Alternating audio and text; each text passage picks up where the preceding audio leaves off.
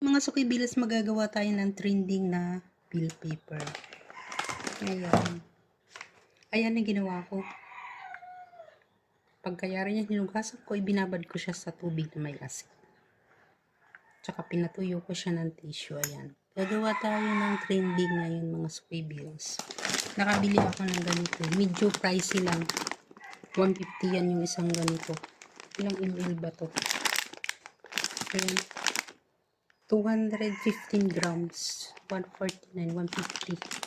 Kung wala naman kayong ganyan niya, Cheetos, cheddar, jalapeno, crunchy.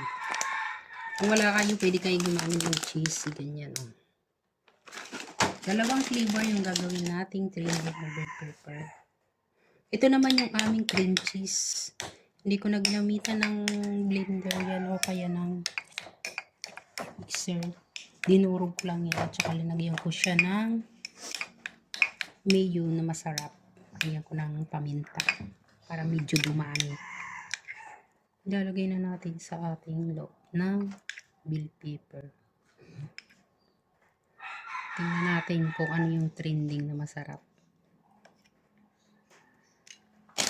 Tingnan natin. Yan. Ang ganda. Ganyan talaga.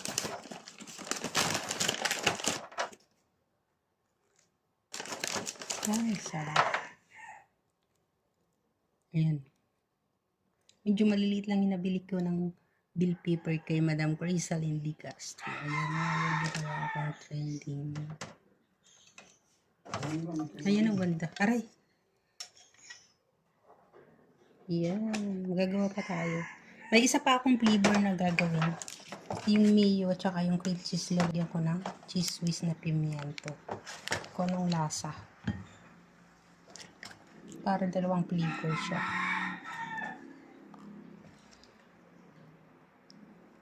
Yan. May pimiento na cream cheese. Lagyan natin siya ng Cheetos crunchy. Cheddar pala ito, jalapeno.